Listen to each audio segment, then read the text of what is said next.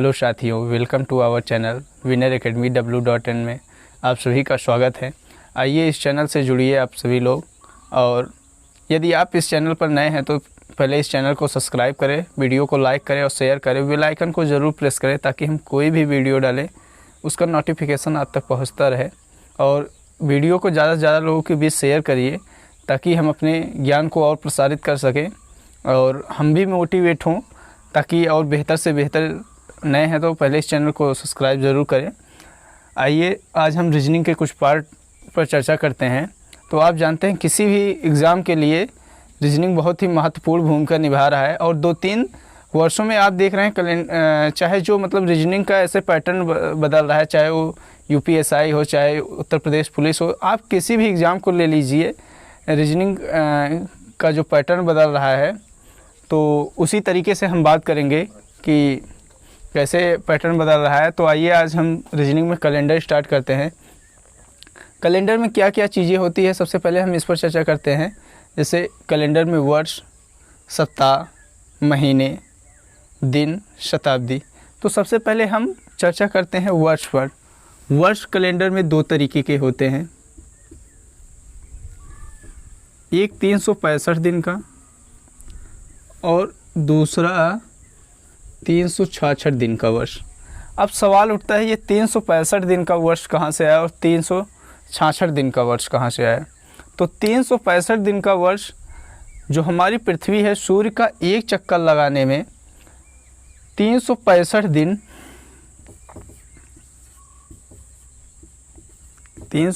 दिन 5 घंटा 48 मिनट और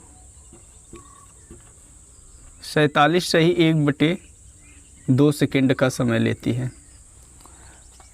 और इसी 365 को लेकर जो हमारा पृथ्वी जो हमारी है, वह एक चक्कर लगाने में 365 दिन 5 घंटे 48 मिनट और 47 सेकंड। इसको दिन में अगर कन्वर्ट करें तो बनता है 365.2422 दिन।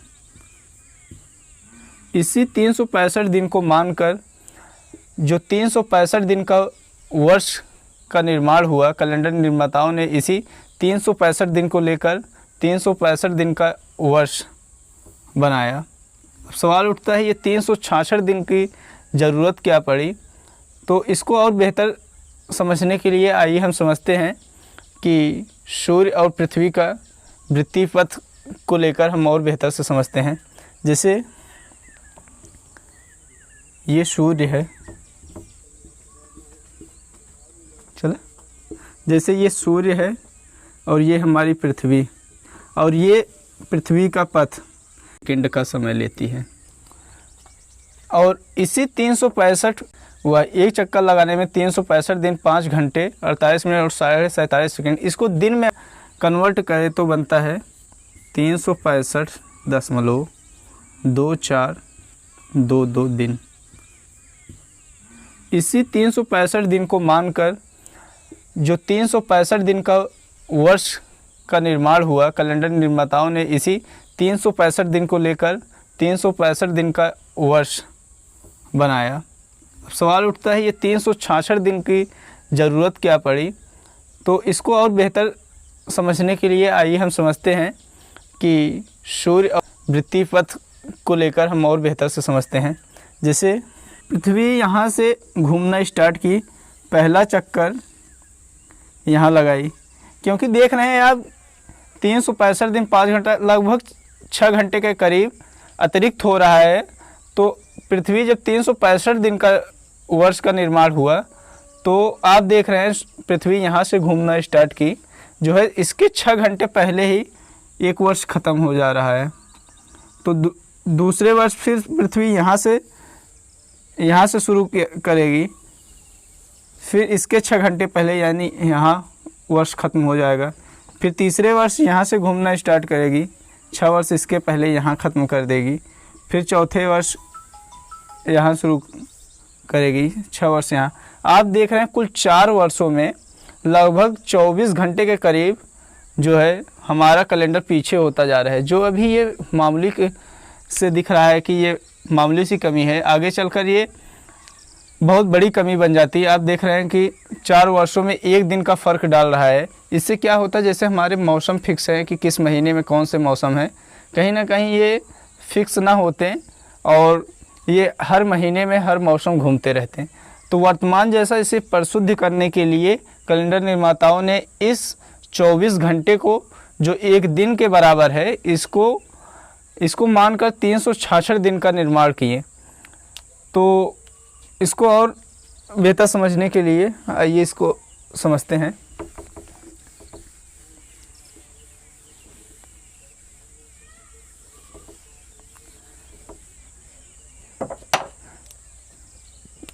अभी तक 365 दिन निर्माण करने से जो 6 घंटे लगभग पीछे हो रही थी, उसे शुद्ध करने के लिए कैलेंडर निर्माताओं ने 1 दिन जोड़ा। अब सवाल उठता है, ये 1 दिन कहाँ जोड़ा जाए?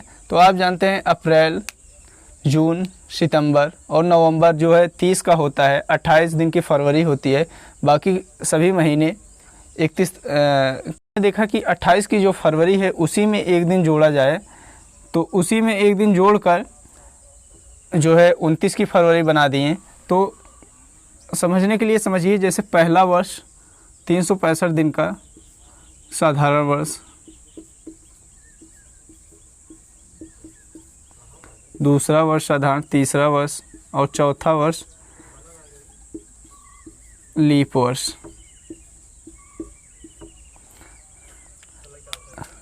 अर्थात पहला वर्ष, दूसरा वर्ष, तीसरा वर्ष जो है साधारण वर्ष और चौथा वर्ष लीप वर्ष। और इसे एक और नाम से जानते हैं, लीप वर्ष या अधिवर्ष। आप कैलेंडर में समझ जाइए, यदि अधिवर्ष की बात कर रहा है तो लीप वर्ष है, और यदि लीप वर्ष की बात कर रहा है तो अधिवर्ष की बात है। और इसे अंग्रेज़ी में जनरल ईयर बोलते हैं, इसे नॉन जनरल ईयर।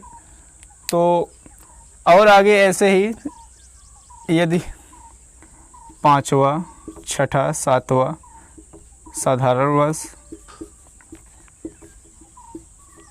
और 8वां लीप वर्ष।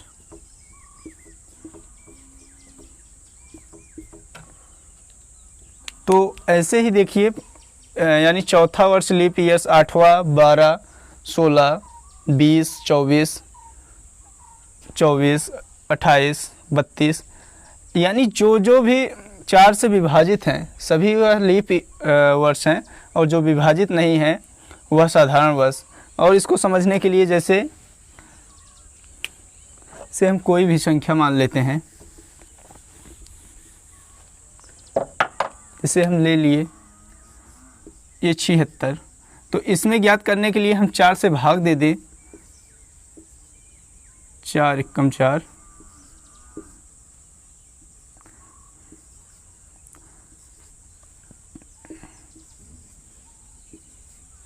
36। तो आप समझ जाइए कि ये 76 जो है यह लीप वर्ष है, क्योंकि ये 4 से पूर्णतः विभाजित है। और शेषफल हमें बताएगा कि जो है ये लीप वर्ष है या नहीं। अगर शेषफल कुछ बचता है तो वह लीप वर्ष नहीं है, यानी साधारण वर्ष है। और ये भागफल हमें बताता है कि 76 वर्षों में 19 वर्ष जो है लीप वर्ष हैं, यानी 366 दिन के वर्ष हैं। तो इसे शुद्ध किया गया, और इसे शुद्ध करने से अभी तक जो कमी सुधारी गई, कैलेंडर निर्माताओं ने देखा कि आप समझिए और इसे बेहतर 2 दिन हो रहा था। जब 4 वर्षों में 1 लीप वर्ष होता है तो इतने दिन जो है अतिरिक्त हो रहे थे। इसे अगर हम गुणा कर दें 4 से, 4 दूनी 8, 8, 16 और 9, यानी 9, 6, 8 दिन जो है ये अतिरिक्त हो रहा था 4 वर्षों में। और बढ़ाया कितना गया? 1 दिन। यानी अगर इसे हम 1 दिन से घटा दें,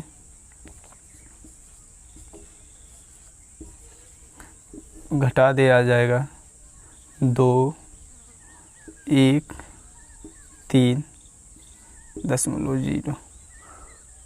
तो इतने दिन अब भी देखिए कि इतने दिन यानी बढ़ जा रहा है। जब एक दिन बढ़ाया गया कैलेंडर में, समझिए ये चीज़ें जो बता रहा हूँ कि इतने दिन अब अतिरिक्त हो जा रहा है। यानी जैसे अभी मैं बताया कि ये सूर्य था हमारा और ये पृथ्वी और ये इसका पथ, जब यहाँ इसका भ्रमण था 6 घंटे 6 घंटे 6 घंटे करके 4 वर्षों में कुल 24 दिन का फ़र्क डाल रहा था। इतने दिन अतिरिक्त जो है कैलेंडर में जब बढ़ गया, एक दिन जो निर्माण किया गया लगभग आप देख रहे हैं कि लगभग 6 घंटे और बढ़ाया गया पूरा 6 घंटे, जबकि लगभग 6 घंटे हो रहा था और बढ़ाया गया पूरे 6 घंटे जो है 24 घंटे मानकर। तो आप देख रहे हैं जो इसका परिभ्रमण है ये यहाँ ना ख़त्म होकर जहाँ से शुरू की थी थोड़ा सा आगे ख़त्म हुआ, यहाँ ख़त्म हो रहा है। तो यानी ये जो 0.0312 दिन का फ़र्क आ रहा है, ये थोड़ा सा कैलेंडर हमारा आगे निकल, अभी तक जो पीछे हो रहा था वह कहीं ना कहीं आगे निकल जा रहा है।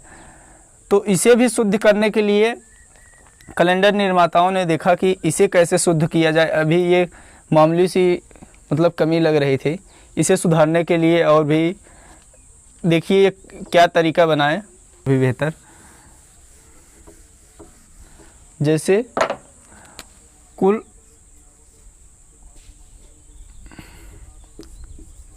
कुल 100 वर्षों में अगर हम 4 से भाग दे दें तो 25 लीप वर्ष होगा, और ऐसे ही 100 वर्षों में 25 लीप ईयर, फिर 100 वर्षों में 25 लीप ईयर। ऐसे ही आप देख रहे हैं कि 100 वर्षों में कुल 25 लीप वर्ष होते हैं, और ये जो अतिरिक्त दिन हो रहा था 0.0312 दिन, इसे शुद्ध करने के लिए कैलेंडर निर्माताओं ने अभी जो थोड़ी सी कमी दिख रही थी, मतलब ये मामूली सी, या कहीं ना कहीं आगे चलकर वही कमी फिर हो जाती कि हर मौसम में सभी दिन कन्वर्ट हो जाते, मतलब घूमते रहते। तो इसी को शुद्ध करने के लिए कैलेंडर निर्माताओं ने इस जो 100 वर्ष होता है इसे और बेहतर समझिए, ये जो 100 वर्ष होता है इसे कैलेंडर में शताब्दी कहा जाता है,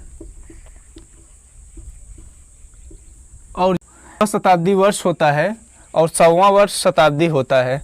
कैलेंडर में कभी कभी पूछा जाता है कि शताब्दी किसे कहा जाता है, शताब्दी वर्ष, तो आप समझ जाइए जो 100वां वर्ष होता है वह शताब्दी होता है, और जिसके अंत में 2 जीरो हो वह शताब्दी वर्ष होता है। तो जो 100 कैलेंडर हमारा बढ़ जा रहा था 0.0312 दिन, तो 100 वर्षों में आप देखेंगे 100 वर्षों में इसको अगर गुणा करा दिया जाए तो 2 अंक खिसक जाएगा, तो ये हो जाएगा 3 10 कि यदि इसे 100 से गुणा करा दिया जाए तो अगले 100 वर्ष में 25 लीप ईयर, यानी 400 वर्षों में कुल कितना हो रहा है 100 लीप वर्ष। अगर ये 100 से गुणा करा दिया जाए तो ये बन रहा है 3.12 दिन, यानी कुल 400 वर्षों में 3.12 दिन का फ़र्क पड़ रहा है, आगे हो रहा था हमारा कैलेंडर। इसे ख़त्म करने के लिए आप समझिए कि कैलेंडर निर्माताओं ने जो ये आपको दिख रहा है कि 25 लीप वर्ष हो रहा है, इसे 25 की बजाय जो है 24 लीप वर्ष किया गया, यानी ये 24 बना दिया गया, ये भी 24 लीप वर्ष, ये भी 24 लीप वर्ष, क्योंकि 3 ही दिन हमें हटाने थे, और ये 0.12 दिन ये मामूली सी कमी है जो 3700 वर्षों में आगे चलकर फ़र्क डालेगी एक दिन का। इसे कैलेंडर निर्माताओं ने ऐसे ही छोड़ दिया क्योंकि ये बहुत ही समय में ये डिस्टेंस डालेगा, जिससे बहुत मामूली फ़र्क है। तो इसे कैलेंडर निर्माताओं ने छोड़कर इसे 3 वर्षों में लगातार, मतलब 3 वर्षों में जैसे 100 ये चौथे वर्ष में जो है 25 लीप वर्ष किया गया। तो ये 100 लीप वर्ष ना होकर कुल 97 लीप वर्ष बनाया गया, यानी जो है पहले शताब्दी 24 लीप वर्ष, दूसरी शताब्दी 24 लीप वर्ष और तीसरी शताब्दी 24 लीप वर्ष, और यानी कुल 400 वर्षों में 3.12 दिन का फ़र्क पड़ रहा है। आगे हो रहा था हमारा कैलेंडर। इसे ख़त्म करने के लिए आप समझिए कि कैलेंडर निर्माताओं ने जो ये आपको दिख रहा है कि 25 लीप वर्ष हो रहा है, इसे 25 की बजाय जो है 24 लीप वर्ष किया गया, यानी ये 24 बना दिया गया। ये भी 24 लीप वर्ष, ये भी 24 लीप वर्ष, क्योंकि 3 ही दिन हमें हटाने थे और ये 0.12 दिन ये मामूली सी कमी है जो 3700 वर्षों में आगे चलकर फ़र्क डालेगी एक दिन का। इसे कैलेंडर निर्माताओं ने ऐसे ही छोड़ दिया क्योंकि ये बहुत ही समय में ये डिस्टेंस डालेगा, जिससे बहुत मामूली फ़र्क है। तो इसे कैलेंडर निर्माताओं ने छोड़कर इसे 3 वर्षों में लगातार, मतलब 3 वर्षों में, जैसे 100 ये शताब्दी में 1 लीप वर्ष इसमें कम किया गया, जो 24 कर दिया गया, और चौथे वर्ष में जो है 25 लीप वर्ष किया गया। तो ये 100 लीप वर्ष ना होकर कुल 97 लीप वर्ष बनाया गया। यानी जो है पहले शताब्दी 24 लीप वर्ष, दूसरी शताब्दी 24 लीप वर्ष और तीसरी शताब्दी 24 लीप वर्ष, और चौथी शताब्दी जो है 25 लीप वर्ष। तो कई बार, और इसको बेहतर समझने के लिए समझिए, जैसे कभी कभी क्वेश्चन उठता है कि 2009 और 1700, 1900, 2008 में कौन सा वर्ष लीप वर्ष है। तो आप देखेंगे कोई भी शताब्दी वर्ष है तो उसे हम 4 से, आप देखेंगे ये भी विभाजित होगा, ये भी विभाजित होगा, ये भी विभाजित होगा, ये नहीं होगा। तो आप समझिए कि कोई भी यदि शताब्दी वर्ष है तो उसमें हम 4 से विभाजित ना करके उसे हम 400 से विभाजित करके देखेंगे कि यह लीप वर्ष है या नहीं। क्योंकि अभी हमने बताया कि मतलब कुल 400 वर्षों में चौथा वर्ष जो है, जो 400वां वर्ष होता है, वह लीप वर्ष होता है। और पहला शताब्दी वर्ष जो है साधारण वर्ष होता है, दूसरा शताब्दी वर्ष साधारण वर्ष, तीसरा शताब्दी वर्ष साधारण वर्ष, चौथा शताब्दी वर्ष जो है वह लीप वर्ष होता है, यानी 25 लीप वर्ष उसमें होते हैं। तो इसी कॉन्सेप्ट पर यह आधारित है कि अगर शताब्दी वर्ष है तो उसे हम कहीं ना कहीं 400 से हम विभाजित करके देखेंगे कि वह लीप वर्ष है या नहीं। तो आप इसमें देखेंगे कि ये भी विभाजित है, ये भी विभाजित है। कई बार ऐसे क्वेश्चन पूछ लिया जाता है तो हमें लगता है कि ये सभी 4 से विभाजित हैं, ये नहीं है। तो हो सकता हो क्वेश्चन बनाने में गड़बड़ी हुई हो, तो हम इसी को सही मान लेते हैं कि यही सही है, जबकि ऐसा कुछ नहीं है। यदि शताब्दी वर्ष है तो आप उसे 4 से विभाजित ना करके 400 से विभाजित करके देखें। तो इसका सही आंसर है 2008 जो है, क्योंकि ये 4 से विभाजित है।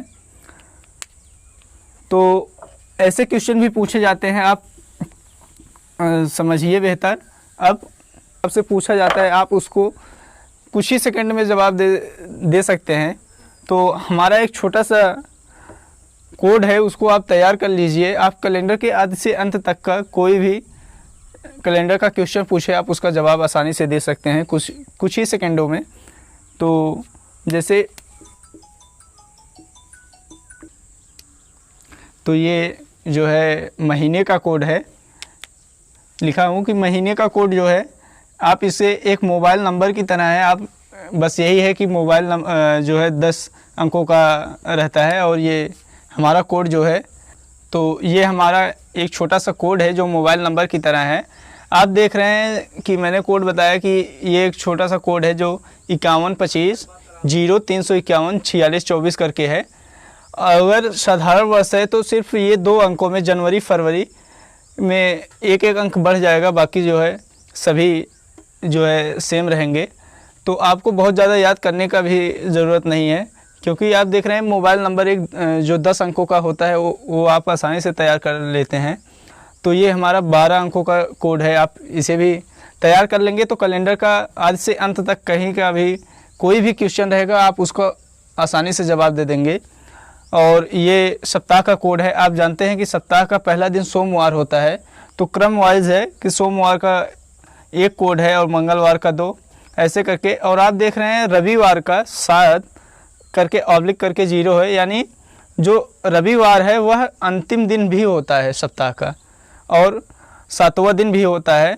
तो यदि देखें कि 7 से कोई भी संख्या विभाजित हो जाती है तो वह अंतिम दिन होगा, और अगर 0 आ रहा है तब भी, अगर 7 है तब भी वह रविवार होगा। तो अगला जो है कोड है शताब्दी का, जिसे हम बताने जा रहे हैं। आप इसका पहले स्क्रीनशॉट ले लीजिए, ये बहुत ही कारगर है किसी भी एग्ज़ाम के लिए। यदि आप स्क्रीनशॉट लेना चाहते हैं तो स्क्रीनशॉट ले लीजिए इसका, उसके बाद हम इसका कोड बताएंगे। तो हम मिटाने चल रहे हैं। जो जो लोग ले लिए हैं कोड का जो है स्क्रीनशॉट ले लें। एक बार फिर से मैं मौका दे रहा हूं, आप ले सकते हैं स्क्रीनशॉट, अगर लेना चाहते हैं तो ले लें। और अब इसको हम मिटाना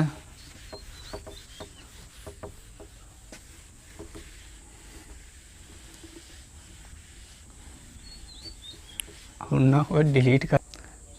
तो ये शताब्दी कोड है, आप इसे भी तैयार कर लें। जो शताब्दी, इसका 5 है, इसका 3, इसका 1, इसका 0। यानी आप देख रहे हैं कि जो है 1700 से 1799 का जो कोड है 5 है, और 1800 से 1899 का 3 है, 1900 से 1999 का 1 है, और 2000 से 2099 का 0 है। यानी क्रमशः विषम संख्या है। आप इसे भी याद करने में बहुत आसानी है कि क्रमशः विषम संख्या है। आप समझिए कि अब ऐसे ही किसी भी शताब्दी का कोई भी दिन पूछा जाए तो हम आसानी से जवाब दे सकते हैं। जिसे पूछ लिया जाए 2100 से 2199, तो इसका कोड फिर से 5 हो जाएगा। ऐसे ही पूछ लिया जाए 1600 से 1699 का, तो 0 आ जाएगा। ऐसे ही 1500 से 1599 का 1 हो जाएगा। तो आप समझिए ऐसे ही ये फिर से रिपीट होता रहेगा। तो कहीं ना कहीं आप ऐसा, मैं आपको ट्रिक बता रहा हूँ जो आप कैलेंडर का आदि से अंत तक का किसी का भी जवाब दे सकते हैं, जो आसानी से आप दे सकते हैं कैलेंडर का कोई भी जवाब। तो इसका कोड आप इसका भी स्क्रीनशॉट लेना चाहते हैं तो ले लें। इसके बाद हम प्रश्नों पर आते हैं जो चर्चा करते हैं। तो आप एक बार स्क्रीनशॉट लेना चाहते हैं तो ले लें। यकीन मानिए कि आप लोग इसका नोट्स बनाइए, आपको बेहतर से बेहतर मतलब क्वेश्चनों का जवाब देने में आसानी होगी। आप कुछ ही सेकंडों में जवाब दे सकते हैं। जैसे हम एक क्वेश्चन पर चर्चा करते हैं, जैसे पूछ लिया जाए 10, 5 और 1999 को कौन सा दिन था। तो ऐसे प्रश्नों का जवाब हम कुछ ही सेकंड में दे सकते हैं, जो अक्सर एग्ज़ामों में पूछा जाता है। तो आप इसका जवाब देने के लिए सबसे पहले तारीख लिखिए। तो आप लोग अगर स्क्रीनशॉट नहीं लिए तो एक बार फिर से ले लें। इसके बाद हम इसको मिटा रहे हैं और क्वेश्चन पर चर्चा करते हैं कि कैसे क्वेश्चन एग्ज़ाम में पूछे जा रहे हैं और आप आसानी से कैसे क्वेश्चन का जवाब दे सकते हैं। तो हम मिटा रहे हैं। जैसे अभी मैंने क्वेश्चन लिखा कि 10/5/1999 को कौन सा दिन था कैलेंडर का। तो आप इसका जवाब देने के लिए सबसे पहले दी गई शताब्दी का अंतिम 2 अंक, यानी दी गए वर्ष का अंतिम 2 अंक से 99 है। इसमें दी गई वर्ष का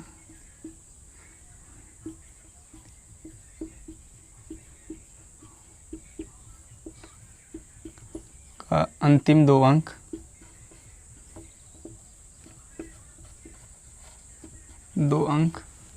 और अंतिम 2 अंकों में हम 4 से विभाजित करके देख लेंगे कि इसमें कितने लीप वर्ष हैं। तो 4 से विभाजित करिए, 4 दूनी 8, 1, 4 चौक 16, 3। तो इसमें हम ज्ञात करेंगे कि कितने लीप वर्ष हैं। तो इसमें जैसे 99 में ज्ञात हुआ कि 24 लीप वर्ष, हम चर्चा किए थे अभी कि किसी भी संख्या में हम 4 से भाग देने पर पता चलता है कि जो भागफल होता है वह बताता है कितने लीप वर्ष हैं। तो हम इसे याद कर लेंगे कितने लीप वर्ष हैं। तो इसमें 24 लीप वर्ष है, तो 24 लीप वर्ष। तो दिए गए अंतिम 2 अंकों का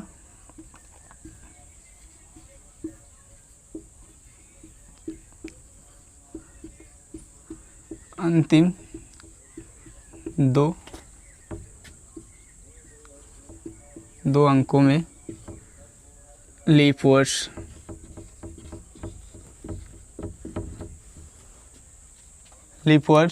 तो इसमें 24 लीप वर्ष हैं और दी गई तारीख इसके पश्चात जैसे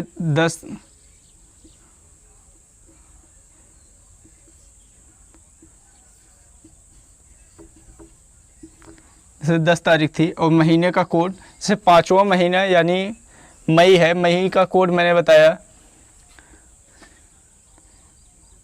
मई का कोड कितना बताया था 3, तो महीने का कोड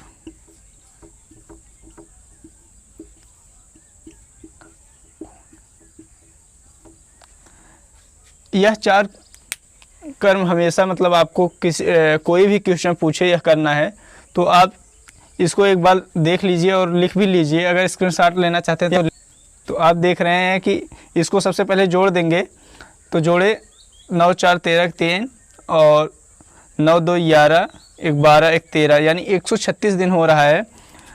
तो 136 दिन हो रहा है और अंत में क्या करेंगे हम ये सब जोड़ने के पश्चात हम 7 से यानी 136 दिन बता रहा है कि वह कौन सा दिन है जो पहला दिन है वही 136वां दिन कौन सा है। तो इसको ज्ञात करने के लिए जैसे अभी मैं बताया कि सप्ताह का कोड, तो इसे अगर हम 7 से विभाजित करके देख लें तो जो अतिरिक्त दिन आएगा वही उस दिन का कोड होगा जो सप्ताह का। तो इसमें हम 7 से विभाजित करके देखें, 7 एकम 7, 7 6 13, 6 8 तो 9 7 63 यानी 3 दिन जो शेष बच रहा है ये कहना चाहता है कि 136वां दिन वही है जो तीसरा दिन है। यानी तीसरा दिन का कोड मैंने क्या बताया बुधवार, तो ये 3 दिन अतिरिक्त हो रहा है। तो अब लास्ट में क्या करना है, इतनी प्रक्रिया हमेशा आपको हर क्वेश्चन में करना है और लास्ट में शताब्दी का कोड आपको जोड़ना है। जैसे 1900 से 1999 का मैंने कोड बताया कि एक कोड है तो लास्ट में एक ऐड कर देंगे ये शताब्दी कोड।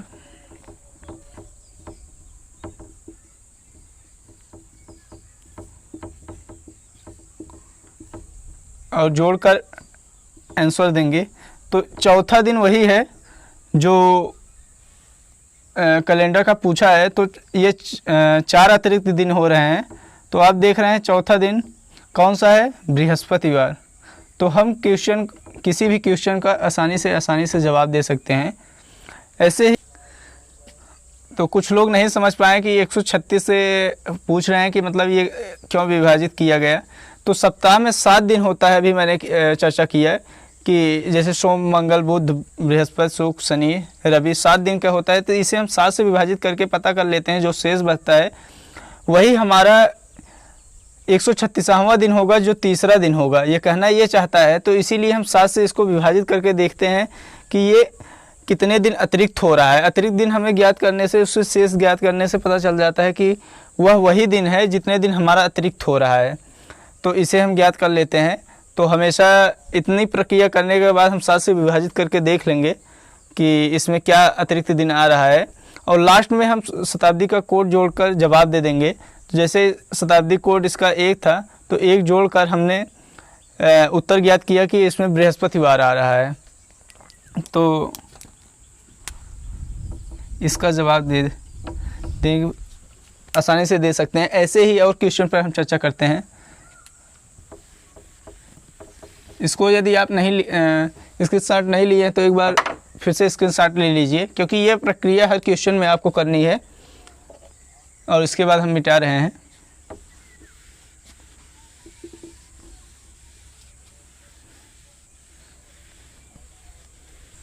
दस 7 1994 को कौन सा दिन था।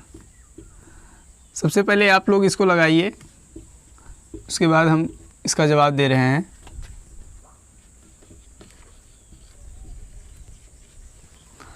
तो जो मैंने अभी प्रक्रियाएं बताई वह हमेशा करना है। तो दी गए वर्ष का अंतिम 2 अंक सबसे पहले लेंगे, 94 है 94। अंतिम 2 अंकों में लीप वर्ष, तो लीप वर्ष ज्ञात करने के लिए मैंने बताया 4 से इसे विभाजित करके देख लें कितने लीप वर्ष हैं। तो 4 से विभाजित करें तो 4 दूनी 8, 1 शेष बचा, और 4 उतारें 4 तिहाई 12, 2, यानी 23 लीप वर्ष आ रहा है। और उसके बाद मैंने बताया कि तारीख दी गई तारीख 10 है, महीने का कोड जो है, तो ये तारीख और जो है कोड आप रखेंगे, तो जुलाई का कोड 1 है। और इसके बाद हम इसे जोड़ लेंगे, 7 1 8, 9 2 11, 1 12, तो 128 दिन। अब हम सप्ताह का बताए थे 7 दिन होता है, इसलिए हम 7 से विभाजित करके देखेंगे कितने अतिरिक्त दिन आ रहे हैं। तो वही अतिरिक्त 128वां दिन वही होगा जो अतिरिक्त दिन आएगा। तो 7 से विभाजित करके देखें, 7 1 कम 7, 5 8 उतारेंगे, 7 8 56, यानी ये कहना चाहता है कि 128वां दिन वही सप्ताह का है जो दूसरा दिन है।